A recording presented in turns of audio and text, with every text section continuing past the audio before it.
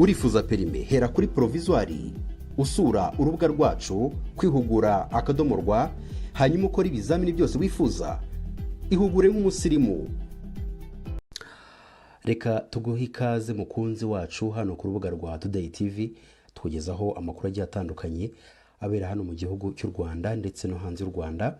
Ni amakuru arimo kuvugwa cyane muri kano kanya. Turi mu gitondo tariki ya 19 z'ukwezi kwa karindwi umwaka wa 2024. Nkuko mumaze kubimenyera, mu gitondo cya kare tukugezaho amakuru arimo kuvugwa cyane yanditswe ku bitangazamakuru bigiye bitandukanye byandikira mu Rwanda, byandikira hanze y'u Rwanda. Cyane cyane twibanda ku bindi bihugu bibiri, igihugu cy'abaturanyi cy'u Burundi ndetse n'igihugu cy'abaturanyi cya Repubulika Demokarasi ya Kongo. Aho rero murabizi neza ko mu gihugu cy'abaturanyi cya Repubulika Demokarasi ya Kongo harimo kuvugwa intambara ihuza umutwe w'inyeshyamba we mu 23 ndetse n'ihuriro ry'abasirikare bafatanya n'abasirikare b'igihugu cya Kongo. Birumvikana rero ayo makuru yose aba yanditswe ku bitangazamakuru byandikira mu Rwanda, aba yanditswe ku bitangazamakuru byandikira muri Kongo ndetse no mu Burundi. Ibi byose rero tugerageza kubikusanya kugira ngo tukugezeho amakuru atomoye cyangwa se yashakashatswe, yakorewe ubushakashatsi, yizewe. Rero wowe nta kindi bigusaba no kuba warakoze subscribe kuri Today TV, nta kindi bigusaba no kuba niba utubonye ikosa utanga igitekerezo cyawe kugira ngo tugire ibintu duhindura. Hanyuma wowe nuko nta kindi kintu bigusaba nuko uri bukore subscribe, hanyuma ugakandaho kazogera kugira ngo aya makuru ajye kugeraho mu bambere. Ako kanya tubona amamenyesha akubwira ngo video nshyashya tumaze kwishyiraho. Tutibagiwe mbere ko tukugezaho iyi ncamake y'amakuru, reka tukubwire ko dufite urubuga rwa gufasha kwihugura amategeko y'umuhanda. Rero icyo ukora ni iki, uragenda ugakoraho konte bitwa kwihugura.rw, ukoraho konte ugatangira kwimenyereza amategeko y'umuhanda kugira ngo utazatsindwa na provisoire. Rero iyo wakoresheje rwa rubuga utsinda 100% kandi ugatsinda mu gihe gitoya. Ngayo nguko rero duhereye kuri aya makuru arimo kuvugwa cyane muri iki gitondo. Murabizi neza muri RDC cyangwa se muri Repubulika Demokarasi ya Kongo harimo kuvugwa intambara yanutse hagati y'ihuriro ry'ingabo za leta ndetse n'inyeshyamba za M23. Rero hari abayobozi bakomeye ba Amerika bimanukiye ngo baje kugira icyo bavuga ku Rwanda, aho rero abayobozi bakomeye b'iki gihugu cya Repubulika Demokarasi ya Kongo baje kuba batangaza ibintu bikomeye cyane byerekeranye n'amatora yabaye mu Rwanda, byerekeranye n'uburyo u Rwanda ruyobowe, kugira ngo babwire neza Amerika, bayisobanurire u Rwanda urwo ari rwo n'impamvu rwifatanya na Uganda na M23 gutera kiriya gihugu cya Repubulika Demokarasi ya Kongo. Rero aya ni amakuru maremare, ni amakuru menshi twifuza kukugezaho. Wowe biragusaba ko uduha umwanya wawe. Kwa ni makuru none twifuza kukugezaho, ni amakuru avuga ko tariki ya 17 z'ukwezi kwa karindwi, ubwo birumvikana nejo hashize, biravugwa ko hari ibice byinshi umutwe we mu 23 waje kwigarurira bitewe nuko leta ya Kongo hari ikosa rimwe yakoze riri mu byo twifuza kukubwira. Rero we ntujye kure kugira ngo umenye ikosa RDC yakoze bigatuma ibice yari yarafashe byose, ibice byose yari yarigaruriye nk'igisirikare cya leta biyica mu myanya y'intoki. Turaje tubikubwire. Iyindi nkuru ni inkuru ivuga ko urukiko rwatesheje agaciro icyemezo kibuza imyigaragambyo muri Nairobi. Ntabwo turaza tukubwira impamvu bafashe uyu mwanzuro. Rero uhawe ikaze. Duhereye kuri iyi nkuru yo muri Kenya, kuri uyu wa kane igipolisi cya Kenya cyagaragaje cyangwa se cyagerageje guhagarika imyigaragambyo rwagati mu murwa mukuru wa Nairobi. Gusa urukiko rwitambika icyemezo. Polisi yashyizeho uburyo bw'itegeko cyangwa se ishyiraho iryo teka cyangwa se iryo tegeko ivuga ko imyigaragambyo yahitanye abantu bagera kuri 50 kuva yatangira. Rero hashize ukwezi, murabyumva, mu kwezi kumwe gusa abantu bageze kuri 50 bamaze gupfa kubera imyigaragambyo yabaye. Rero byatewe n'uko iyi myigaragambyo yacengewemo n'udutsiko twagizi ba nabi, bigatuma harimo abitwaza ibyuma, abitwaza intwaro zo kugira ngo baze kuba basenya amazu akinze, bakiba ibikoresho, bakiba ibyo kurya ndetse n'amafaranga aba yabitswe mu mazu y'ubucuruzi hano mu mujyi wa Nairobi. Ariko kuri uyu wa kane urukiko rwahagaritse iryo tegeko mu gihe ikirego kikirwanywa cyangwa se ikirego kirirwanya kirimo kuburanishwa nk'uko iyi nkuru dukesha Reuters ibivuga. Impirimbanyi zimwe zari zarahamagariye abantu guterana kuri uyu wa kane, bari bafite ibikoresho byo gukambika muri pariki ya Uhuru yegeranye n'umujyi rwagati, mu gihe abapolisi benshi bo bari bibereye muri Nairobi. Imyigaragambyo iyobowe n'urubyiruko hirya no hino muri Kenya yamagana izamuka ry'imisoro yarakomeje, na nyuma y'uko Perezida William Ruto akuyeho amategeko akirukana guverinoma hafi yose. Abayoboye imyigaragambyo bavuga ko bifuza ko Perezida Ruto yakwegura kandi bagasaba ko habaho amavugurura arandura ruswa n'indi miyoborere mibi irimo kuranga ubutegetsi bwa William Ruto mu gihugu cya Kenya. Kwene makuru twaguteguriye ni inkuru ivuga ko mu ijoro ryakeye rishyira kuri wa kane tariki ya 17 z'ukwezi mutubabarire tariki ya 18 z'ukwezi kwa karindwi 2024 abantu 3 bishwe, abandi 2 barakomereka bikabije mu gace ka Turungu ho muri Kinigi, teritwari ya Nyiragongo. Rero ihana imbibi n'umujyi wa Goma uzwi nk'umurwa mukuru w'intara ya Kivu ya ruguru. Nk'uko iyi nkuru yemejwe n'umuyobozi mukuru wa Societe Civile ya Kinigi, yavuze ko abo bantu bapfuye ari umugabo n'umugore ndetse n'umwana wabo, mu gihe abandi 2 bo muri uwo muryango bakomeretse bikabije, ariko bakaba bakirimo kwitabwaho n'abaganga mu bitaro biri hafi y'urugo rwabo. Uyu muyobozi wa Societe Civile bwana Trezor Masia yanavuze ko abapfuye bishwe n'abantu bataramenyekana, gusa baje bitwaje intwaro kandi babikoze muri iryo joro ryakeye mu gihe cy'amasaha akuze. Gusa avuga ko abakoze ayo mabi kugeza ubu ngubu bataramenyekana, ariko bari baje bambaye imyambaro y'igisirikare cya Repubulika Demokarasi ya Kongo FRDC, kandi ko bari barimo kuvuga ururimi rw'iringara. Yanavuze kandi ko ubu bugizi bwa nabi buhoraho ko ndetse no mu ijoro ryo kuwa mbere rishyira kuwa kabiri muri ibyo bice harashwe imbunda, ariko bikaza kurangira abaturage bibwe ibintu byabo. Ubu bwicanyi bukomeje gukorerwa abasivile, byatumye abaturage abaturiye ibyo bice bazindukira mu myigaragambyo, aho rero bafunze umuhanda uwo bita kuri Jiwe. Nta modoka rero nimwe yari yemerewe guca muri uwo muhanda tuvuze haruguru, kuko abaturage mu gufunga uwo muhanda bakoresheje amabuye, bafata amabuye rero bakayatambika mu muhanda rwagati ku buryo imodoka itabona ahantu inyura. Gusa abapolisi bagerageje guhosha cyangwa se guhagarika iyo myigaragambyo, ariko biranga bibi by'ubusa. Abari muri iyo myigaragambyo barasaba leta kubashakira umutekano kandi bagashinja umutwe wa Wazalendo kuba ari wo wihisha inyuma y'ubwicanyi burimo kugenda bukorerwa abasivile buri munsi ku wundi. Kwene makuru twakwijeje kukugezaho n'amakuru avuga ko uruzinduko inteko ishinga amategeko ya Leta Zunze Ubumwe za Amerika yagiriye muri Repubulika Demokarasi ya Kongo, perezida w'inteko ishinga amategeko muri Kongo ari we witwa Vital Kamerhe yavuze ko igihugu cy'u Rwanda na Uganda bikwiriye gufatirwa ibihano ngo kubera ko ari byo bishyigikiye umutwe wa M23. Aba badepite mu nteko ishinga amategeko ba leta zunze ubumwe za Amerika bakaba baragiriye uruzinduko muri RDC bagiye kureba uko ibibazo by'umutekano bimeze, igihe mu burasirazuba bw'iki gihugu hakomeje imirwano ikaze.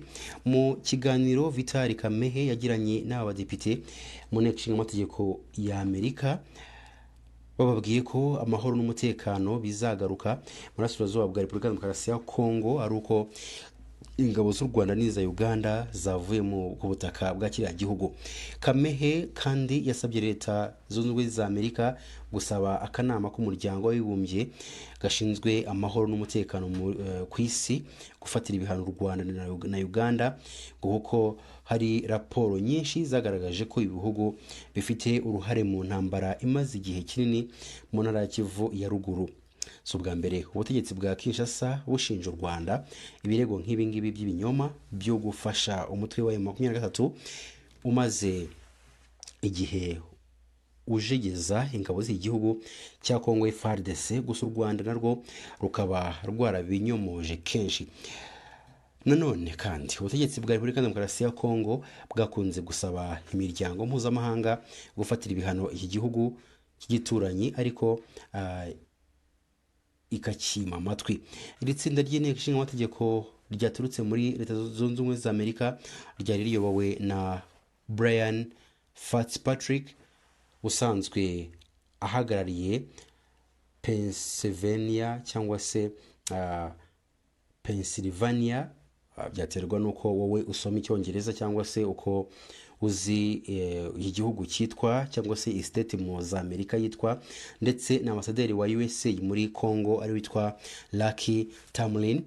Rero uyu Brian Fitzpatrick wari uyoboye izi ntumwa yavuze ko leta zunze ubumwe za Amerika zizakomeza kubaba hafi cyangwa se kuba hafi Repubulika ya Demokarasi ya Kongo. Yagize ati Repubulika ya Demokarasi ya Kongo ni umufatanyabikorwa ukomeye muri leta zunze ubumwe za Amerika, ni nayo mpamvu byari ingenzi ko inteko ishinga amategeko yiyizira kureba ibikenewe mu bufatanye mu rwego rwo kwagura imikoranire mu bikorwa by'ingenzi ndetse no kurwanya bariya byitwa ko bafatanye na M23.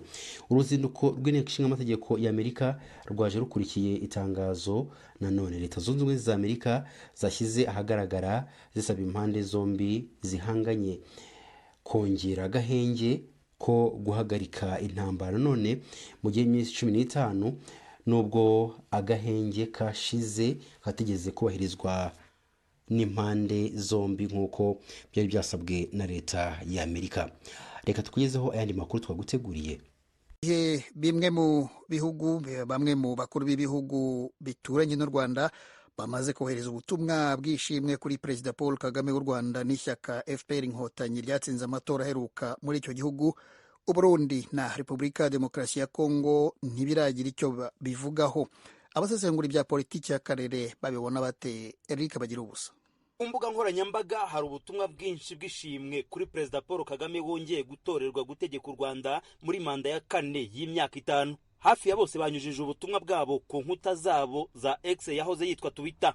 Uhereye ku bihugu bya kure nka Bwana Sheikh Tamim bin Ahmad Al Thani, umuyobozi w'ikirenga w'igihugu cya Qatar, yashimye Perezida Paul Kagame kuba yongeye gutorerwa gutegeka u Rwanda, amwizeza ko ibihugu byombi bizakomeza kunoza umubano wabyo mu kwimakaza iterambere n'uburumbuke bwabyo kuba bituye. Naho ku mugabane wa Afurika, umwami Mohamed wa gatandatu wa Maroc yashimye intsinzi ya Perezida Kagame. Mu butumwa bwe yamushimiye we n'abanyarwanda bamugiriye icyizere n'ubushobozi bwe mu kubageza ku bikorwa byinshi by'iterambere. Perezida wa Mozambique Philippe Nyusi nawe yashimiye Perezida Kagame ku ntsinzi yegukanye, anamwifuriza ishya n'ihirwe muri manda y'imyaka 5 yatorewe. Yagize ati tubifurije ishya n'ihirwe muri manda nshya mwatorewe n'abaturage b'u Rwanda. Naho ku bihugu byo mu karere u Rwanda ruherereyemo, Perezida Yoweri Kaguta Museveni wa Uganda yashimye Perezida Kagame n'ishyaka FPR Inkotanyi riri ku butegetsi. Yavuze ko kongera gutorwa kwa Perezida Kagame ari igihamya cy'uko abaturage bamufitiye icyizere mu butegetsi bwe. Yavuze ko Uganda izirikana ubucuti budasanzwe ifitanye n'u Rwanda, ko ibihugu byombi bisangiye icyerekezo kiganisha ku mahoro n'uburumbuke. Yizeje gukomeza gukorana na Kagame mu nyungu z'ibihugu byombi n'umuryango wa Afurika y'Iburasirazuba. Nicyo kimwe na Perezida wa Tanzania Madamu Samia Suluhu Hassan. mu butumwa bwe yashimiye perezida Paul Kagame ku ntsinzi yegukanye, amwizeza ko bazakomeza gukorana mu guteza imbere umubano w'ibihugu byombi no guharanira ubumwe n'ubusugire bw'umuryango wa Afurika y'Uburasirazuba. Ku rundi ruhande, kugeza ubu abaturanyi bo mu burengerazuba mu gihugu cya Repubulika ya Demokarasi ya Kongo no mu majyepfo mu gihugu cy'u Burundi nta butumwa bw'ishimwe bohereje perezida Kagame. Bamwe mu basesengura basanga bidasanzwe, ariko ko ku baturanyi bihatse ibintu byinshi. Bwana Jean Baptiste Karegeya ni umunyamakuru w'umusesenguzi. Icyambere kiri pozitifu nuko raporo y'amatora finali zaboneka kuri 27 twakabaye dutegereza. Nabo ngabo bifashe bashobora kuba bavuga bati wenda kadutegereze nibatangaza ya finale batuzamufelicita, cyangwa bagategereza umunsi wirahira. Burya hari umugabo w'inshuti yanjye yajyaga aca umugani ngo impundu ntimungwa. Impundu ntimunga, aho babitangira hose bazabikora, ariko nanone batabikoze irayifata nk'ubupfura, kubera ko Habyarimana niwe yigeze kuvuga ubwo inkotanyi zateraga bamubajije bati ko Uganda igutera, arababwira ati ntawe uhitamo umuturanyi ahitamo inshuti, kandi undi mugani uravuga ngo ugaye imfura z'iwabo bucya yimuka. Ibi bihugu byo mu karere k'ibiyaga bigari byabishaka bitabishaka bigomba kubana, haba ibibazo hagati y'abayobozi babyo, ariko abaturage bo bagomba kubana ko ni magirirane. Hari ibyo abarundi bakeneye ku Rwanda, hari ibyo abanyarwanda bakeneye ku Barundi, hari ibyo dukeneye kuri Kongo na Kongo hari ibyo ikeneye ku Rwanda. Karegeya kandi ubusesenguzi bwe yabushingiye ku bibera mu bindi bihugu, haba mu matora y'umukuru w'igihugu cyangwa ubundi buzima bw'ibihugu.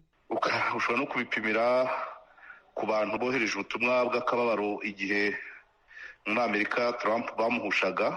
Ngira ngo ibihugu byinshi hafi ya byose byatanze ubutumwa bw'akababaro no kwihanganisha abaturage ba Amerika, hatitawe ngo ni inshuti za Amerika. Hano rero kuba bibaye kwa ari abaturage ntibatange felicitation, kimwe n'uko bategereje ko amajwi ya nyuma anamenyekana, cyangwa se akaba arimo n'ubwo bupfura bwo kwivumbura butemewe mu muco wa muntu. Ntabwo bagombye kubitwara gutyo. Gufelicita ntabwo bivuze ko ushyigikiye umuntu, rero bagombye kurenga ibyo ngibyo. Muri diplomasi na politike ntabwo akantu kose ukabara. Nibaza ko n'ubu ngubu hano wenda muri cadre y'u Rwanda byanze bikunze Mpayimana na Dr Frank Habineza barafelicita umukandida wabatsinze. Kurenzaho ni ngombwa no kugira ngo bidatanga indi sura.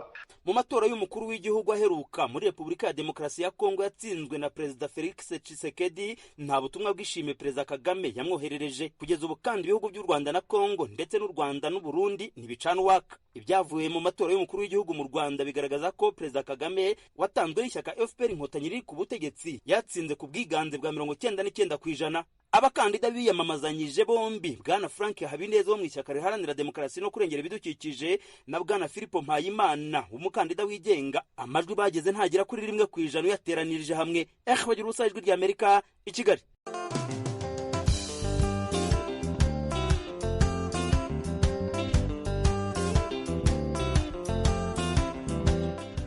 Tugaruke hano muri Leta Zunze Ubumwe za Amerika mu mujyi wa Milwaukee ho muri leta ya Wisconsin hateraniye inama y'inteko rusange y'ishyaka ry'abarepublikani. N'inama yemeje bidasubirwaho Donald Trump wahoze ari perezida wa Amerika ariwe mukandida w'iryo shyaka mu matora yo mu kwezi kwa 11. Kuri uyu wa kane biteganijwe ko hageze ijambo ku bihumbi by'abarepublikani. Mugenzi wacu Eddie Rwema amaze kuvugana na Bwana Augustin Mutemberezi, umuyoboke w'iryo shyaka utuye muri leta ya Texas. Bavuga ku migambi y'iryo shyaka Trump aramutse atowe. Mutemberezi ufite inkomoko mu Rwanda ariko yatangiye avuga bimwe mu byatumye ayoboka ishyaka ry'abarepublikani. Ubundi ishyaka amahame yayo ni abantu bo gukora kugira amahirwe angana kuri wese bititaye ku ruhu nangwa inkomoko nangwa imyizerere. Ugeze hano wese akagira amahirwe yo gukoresha ubwenge n'amaboko n'ibindi byose kuba yakwitunga, akazamura umuryango we, akazamura nabe, kandi ko ayo mahirwe ntawehejwe kuri buri wese. Ikindi ni umuco, kuko bashingiye ku muco usanzweho waranze abantu igihe cyose, kwemera umuryango usanzwe, gukunda igihugu, gukunda umurimo, guharanira kwishyira no kwizana kw'igihugu, kandi no gufasha igihugu gukomeza gukomera, no kuba Amerika yose buri muntu wese yifuza kugana cyangwa se yakwisangamo. Bwana Mutemberezi, umuntu agiye akurikira ibyo bamwe mu bategetsi bo mu ishyaka ry'abarepublikani, iryo ni ishyaka nawe ubereye umuyoboke, bakunze kuvuga cyane cyane kubimukira, kenshi usanga bakoresha imvugo zisa nkaho zitesha agaciro abimukira, bakavuga ko abimukira ari abantu baza guteza ibibazo muri Leta Zunze Ubumwe za Amerika, gutwara imirimo y'Abanyamerika. Icyo gihe ibyo uvuga ntibihabanye n'ibyo abategetsi bawe bavuga?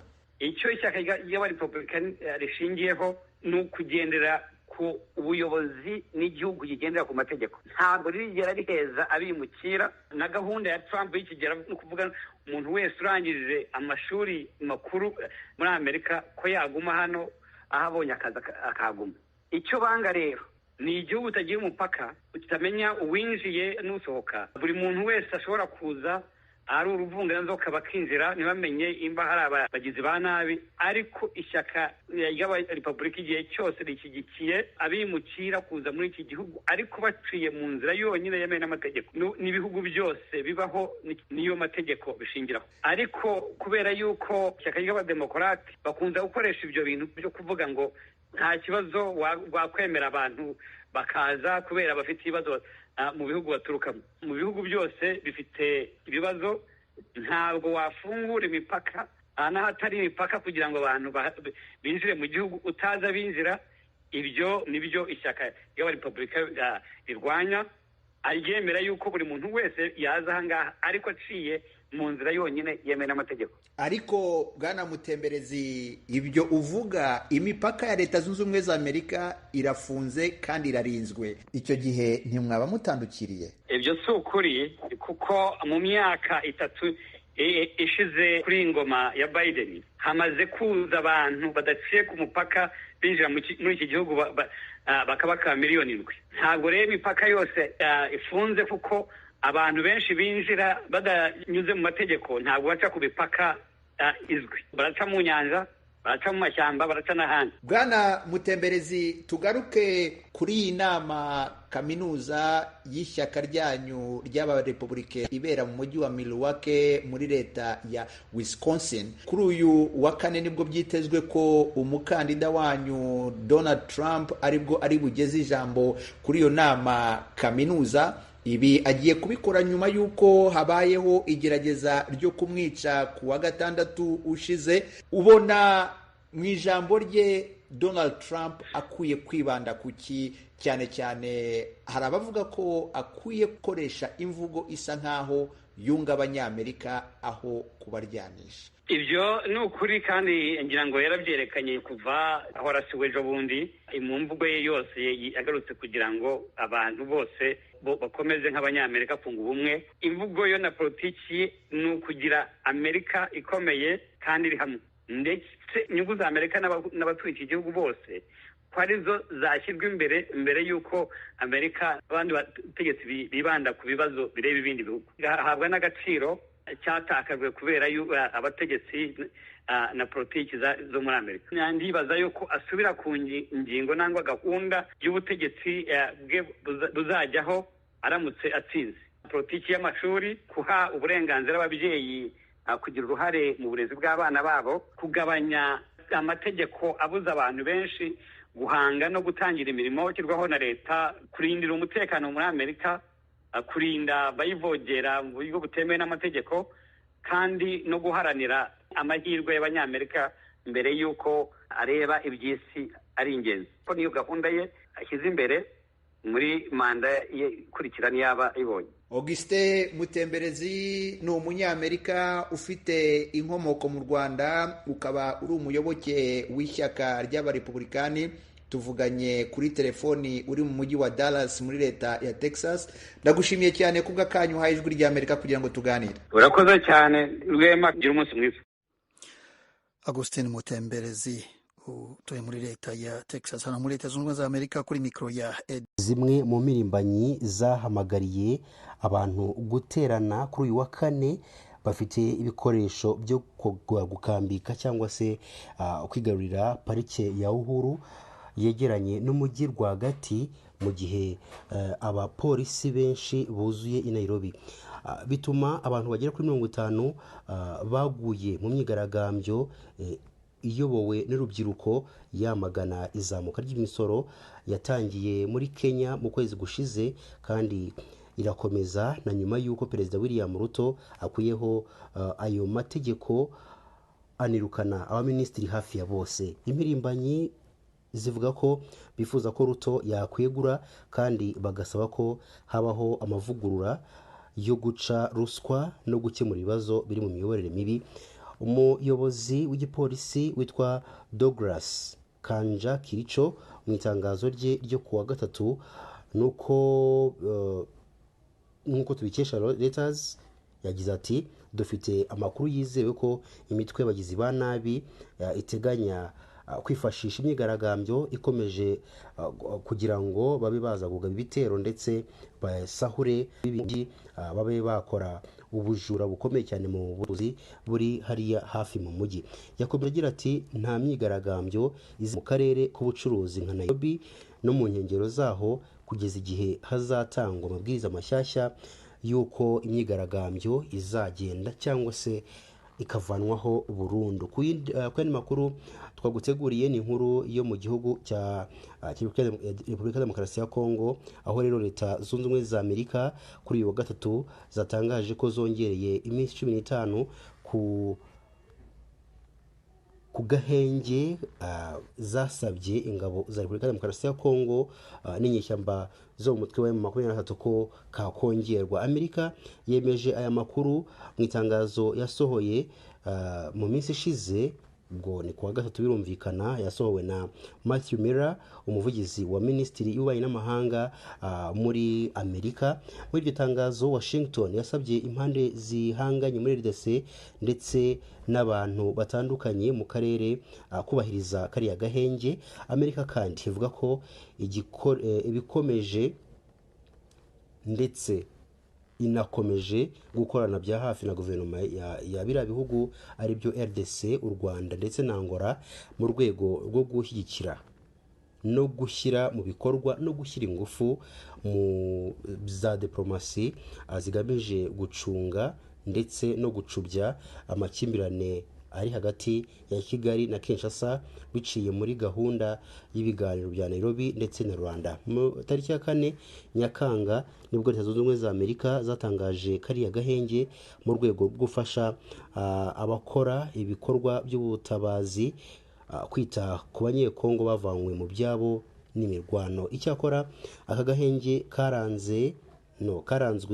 no kwitana ba mwana hagati y'ihuriro ry'ingabo za leta ya Kongo ndetse na M23, kuko buri ruhande rwashatse cyangwa se rwitaga urundi ko ari rwo rwateje imirwano. Amakuru avuga ko mu gihe cy'aka gahenge hari imirwano yasakiranije impande zombi yasize hari imidugudu myinshi yo muri teritwari ya Masisi inyeshyamba zigaruriye.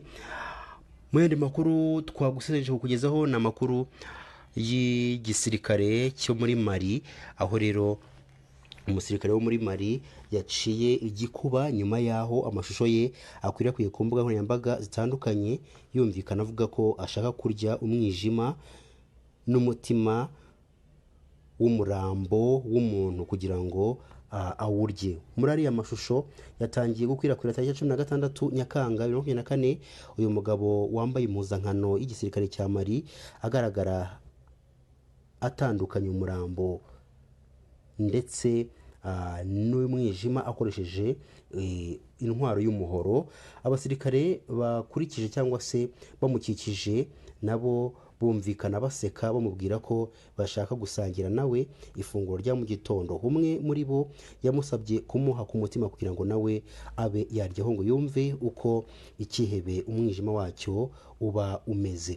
Bikekwa ko umurambo aba basirikare bashaka kugabana ari umurwanyi w'umutwe w'iterabwoba wa GNIM wishwe ubwo ingabo za Mali zaburizagamo igitero rero wari wagabye kuri iki gihugu cyakoze agace byabereyemo n'igihe byabaye ntabwo bivugwaho rumwe, kuko bamwe baravuga mu cyumweru gishize, abandi bakavuga muri iki cyumweru.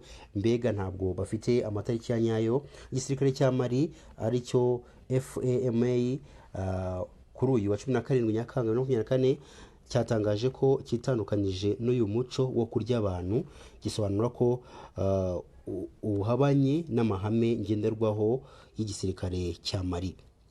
Cyagize kiti igisirikare cya Mali kitandukanije n'aya mashusho kandi irizeza ko ibi bikorwa bihabanye n'amahame ngengamitwarire cyangwa se n'uburyo bo bitwara n'indangagaciro z'igisirikare cyabo. Basobanuye ko ababishinzwe bari gushakisha amakuru kugira ngo bamenye niba aya mashusho ari ay'umwimerere cyangwa se ari byo biditinze cyangwa se ari byo bapfuye kwiremera kugira ngo wenda babe basebya kiriya gisirikare. Iyo umugabo witwa Buyoya, sinzi niba mumuzi, gusa turifuza kumubabwira mu magambo arambuye, tukubwire se ni muntu ki, ese ko bivugwa ko yapfuye 2020 akaba yashyinguwe ejo tariki ya 17, ese ni ukubera iki byabaye? Nyuma y'iyo nkuru reka tukubwire ko turi bukugezeho indi nkuru y'umukobwa wishwe n'inyama z'ipusi, ariko mu by'ukuri ni ubugome yakorewe n'umuturanyi we. Ni ibintu bibabaje cyane byabaye hano mu gihugu cy'u Rwanda. Indi nkuru ni y'umuyobozi warukomeye waje kuba yakwitaba Imana. Bivugwa ko ari uwo mu karere ka Rubavu. Rero turifuza kugira icyo tubikubwiraho. Rero uhawe ikaze kuri aya makuru twaguteguriye, duhereye ku nkuru ya mbere, inkuru y'umugabo witwa Buyoya. Rero uyu mugabo yabaye perezida w'igihugu cy'u Burundi mu myaka yashize, aho rero uyu mugabo yabaye perezida w'u Burundi hagati y'1987 ndetse n'1993. Sibyo gusa, yongeye kuba nanone perezida hagati y'1996 ndetse na 2003. Rero uyu mugabo mbere y'uko apfa muri 2020, icyo gihe yishwe na COVID-19. Rero byaje kuba ngombwa yuko uyu munsi kuwa gatatu, nako mutabarire ejo hashize kuwa gatatu, nibwo uyu mugabo yashyinguwe, noneho ashyingurwa ahantu hitwa i Rutovu mu majyepfo y'u Burundi. Byagenze bite rero uyu mugabo kugira ngo amare imyaka 4 yarapfuye, hanyuma bize kuba ngombwa ko iki gihe cyose abe atarashyinguwe, ahubwo ashyingurwe ejo tariki ya 17? Ese no kubera iki? Uyu mugabo rero ushinjwa kujya ku butegetsi mu gihugu cy'u Burundi ari uko abanje gukorera kudeta umugabo witwa Melchior Ndadaye. Rero nyuma yo gupfa yari yarashyinguwe by'agateganyo ahantu hitwa i Bamako, ni muri Mali, mbere y'uko rero umurambo we utabururwa ukajyanwa gushyingurwa ku basekuruza be, ubwo ni mu gihugu cy'u Burundi. Birumvikana amakuru avuga ko uyu muryango washoboye kumushyingura i Burundi nyuma y'uko bazanye umurambo we, bagasaba n'igihugu cy'u Burundi uburenganzira bwo kuzana umurambo no kuwushyingura mu cyubahiro mu gihugu cyabo. Buyoya rero waherukaga kwegura ku nshingano zo kuba intumwa nkuru y'umuryango wa Afurika Zunze Ubumwe mu karere ka Sahel. Rero yapfuye nyuma y'amezi 2 gusa Burundi cyangwa se ubutabera bw'u Burundi bumaze kumukatira igifungo cya burundu. Byari nyuma yo kumuhamya kugira uruhare mu rupfu rwa Ndadaye, ibyo we yari yarakunze guhakana mu bihe bigiye bitandukanye. Rero uyu mugabo ibye byagiye bivugwaho kenshi, byagiye bitangazwaho amakuru agiye atandukanye, ariko kuri uyu munsi ndizera ko Today TV tugukuriyeho urujijo. Niba hari ikibazo wajyaga wibaza ku mibereho y'uriya mugabo ukunda kuvugwa cyane mu gihugu cy'u Burundi, turizera ko noneho cyangwa se kuba ntacyo wari ubiziho tubikuyeho muri kano kanya ukaba hagize icyo umenya.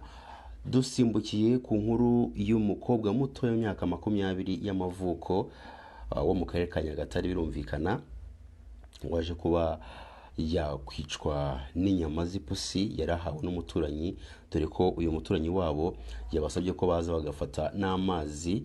Ibintu byatunguye abantu benshi bibaza bati ese yabikoreye iki? Rero ni umukobwa witwa Musenga wari mu kigero cy'imyaka 20 wo mu kagari ka Kirebe, umurenge wa Rwimiyaga, akarere ka Nyagatare.